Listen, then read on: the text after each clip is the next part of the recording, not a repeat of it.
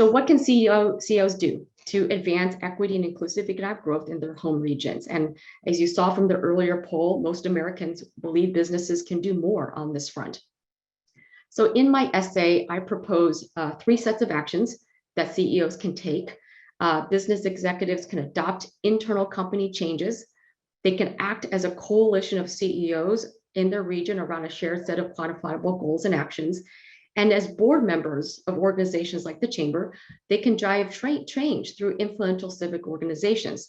So let's start with the internal business changes.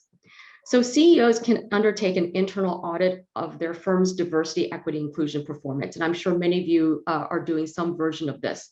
I like Rodney Sampson's 7-part audit. Rodney Sampson is a founder of Opportunity Hub. It is a tech incubator and a skills provider in Atlanta. What Rodney does is he uses this audit when he works with startups, scale-ups, and large tech firms so that DEI shows up in the business culture on day one and every day. So in short, the values of DEI ought to be operationalized in corporate boards and governance, among hiring, promotion, and HR policies, in corporate procurement and vendor services, in corporate innovation and product development. So firms are developing products and solutions that meet the needs of a much more diverse customer base. In the resources firms place on going to market and reaching more diverse audiences, and in investing in community impact, so that firms invest and empower Black and Hispanic businesses and communities through partnerships and philanthropy.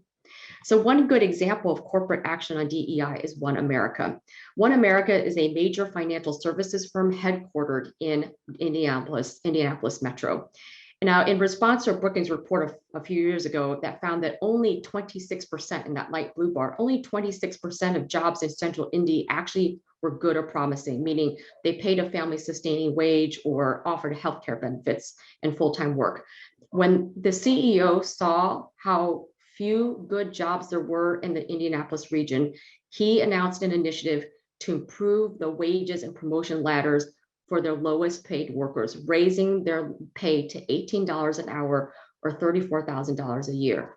IU Health, which is the state's largest employer, then followed suit, following the actions of the CEO here, of Scott Davidson.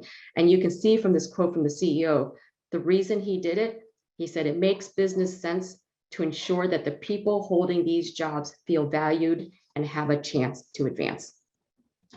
Now imagine what you could do as a coalition of CEOs. Now, because it's hard to change the structure of opportunity for large number of workers or large numbers of families in Greater Chattanooga as an individual company.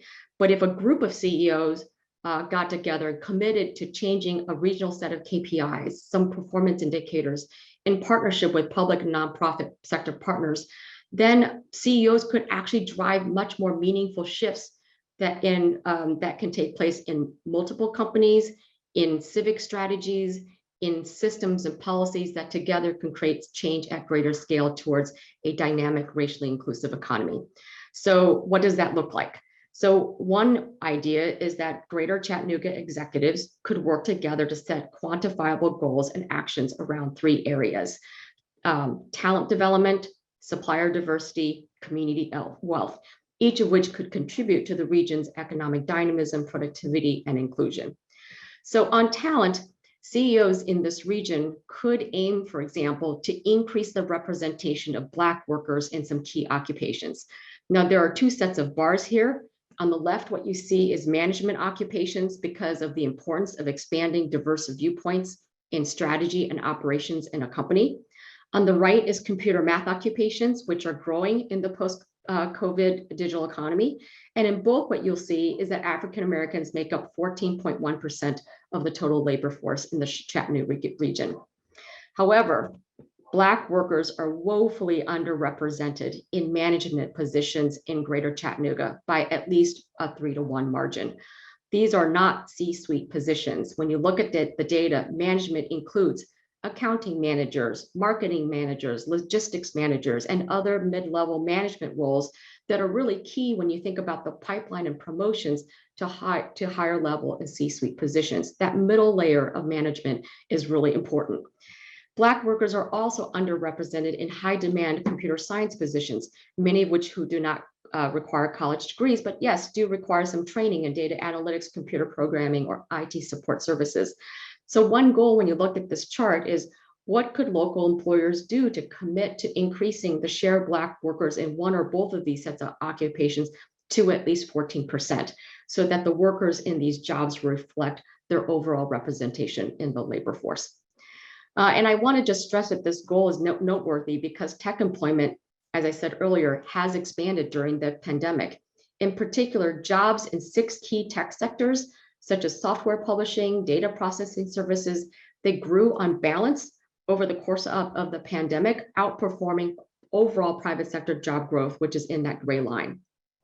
So what that means is that innovation and new technologies remains a critical source of economic growth, and that ought to be a platform for wider opportunities. And so that's what's happening in places like Milwaukee. Their corporate leaders, organized by the Metro Milwaukee Chamber, have set quantifiable goals to tap diverse talent to grow their economy. They have agreed to increase the employment rate of Black and Hispanic Latino workers by 15% by 2025, and to increase the share of Black and Hispanic Latino managers in the region by 25%. And they're going to start by reviewing their internal employment and recruitment practices. They call this initiative the region of choice because they want to make their region the top choice for talent as they choose where to work and build their careers. In Seattle, a group of CEOs, including Microsoft and Starbucks, have forged a coalition to tackle racial equity together. And you can see what they did is set goals primarily around talent development.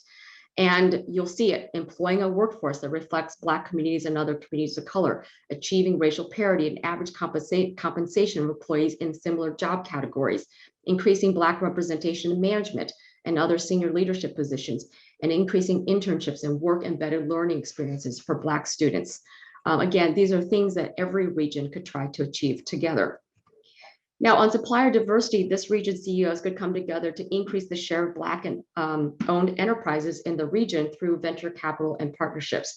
Now, this chart shows that while African Americans make up 14% of the region's overall population, not just the workforce, but the overall population, they are owners of less than 2% of all firms. And I just want to say that Chattanooga is not alone in this. The underrepresentation of Black-owned businesses in your region reflects the missed opportunity nationally. As you can see in this chart, Black residents make up 14% of the nation's population as well, yet they own just 2.3% of all US firms. And in a Brookings analysis released in 2020, our scholar Andre Perry quantified then the lost income to the economy when we systemically severely devalue Black entrepreneurs. So specifically, if African Americans were equipped to start and grow their own businesses, earning revenue equivalent to the average US firm, so that then Black-owned business make up 14% of the US-owned businesses, that would actually add $5.9 trillion in additional revenue to the economy. That's what representation would mean. That's what it would mean to have parity of opportunity. That's also the economic benefit locally and nationally from investing in Black businesses. So in Birmingham, 10 CEOs joined the mayor in a commitment to supplier diversity. This is again an example of how a coalition of CEOs can come together around a major commitment. Their efforts called Vital, Valuing Inclusion to Accelerate Lift. And what they did is they said, before we decide to commit to supplier diversity, we need to get our facts. We need to collect and make transparent what we are currently doing as companies in our business and procurement data as a first step for awareness, for tracking, and on reforms for how we do vendor relationships. Because it's, again, hard to do this in the vacuum. In the first year of the initiative, what the 10 Vital companies showed here found is that just 25% of their spending was done locally. And within that, just 12% of their total corporate spend was dedicated to minority and women-owned businesses. So with that baseline information and that transparency, these companies now are working together to set goals, strategies to do better on this front. And on community wealth, CEOs in Greater Chattanooga could also come together to invest in the overlooked assets of neighborhoods. I don't have a lot of local area data for Chattanooga on this, but I wanted to share some national analysis on the under-retailing of majority Black neighborhoods, which is one proxy of underinvesting in the assets of Black communities. So I know there's a lot going on in this chart, so let me explain what this is. First, each bar chart here represents the average number of retail establishments by neighborhood income level, with the green bars being lower income neighborhoods and the light blue bars being wealthy, higher income neighborhoods. The left set of bars represent neighborhoods with very few Black residents. The right set of bars represent majority Black neighborhoods.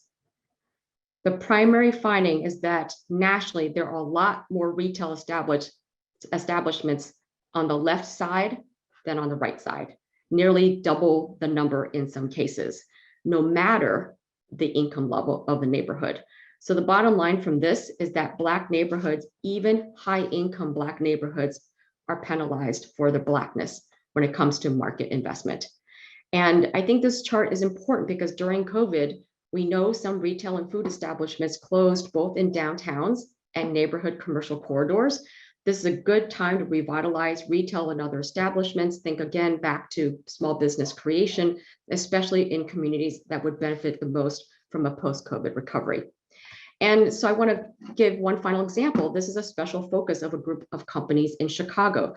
The Corporate Coalition, which includes headquarter companies and others like Hyatt, Mars Wrigley, and AT&T, have formed to reduce severe inequalities in the Chicago region, with an emphasis on investing in key neighborhoods to build wealth. And what I like about their commitment is that they're not reducing inequality through charity. They're doing it through their core business operations, such as talent development, supply chains, vendor services, site location. And these three here are the activities of corporate coalition, my apologies. What I want to do is just focus on the second and third, which are the two pieces focused on investing in the south and west side of Chicago, which is the Chicago's historically disadvantaged neighborhoods. Both the Corporate Connector and the EPIC Fund aim to support catalytic real estate projects, such as commercial industrial properties, mixed-use developments, restaurants, retail, as I described, all led by communities of color. The EPIC Fund will invest in the equity investments, not just debt capital of these minority-owned real estate investments. And the Corporate Connector will connect those projects with the expertise, the talent, the facilities, the purchasing power of the companies.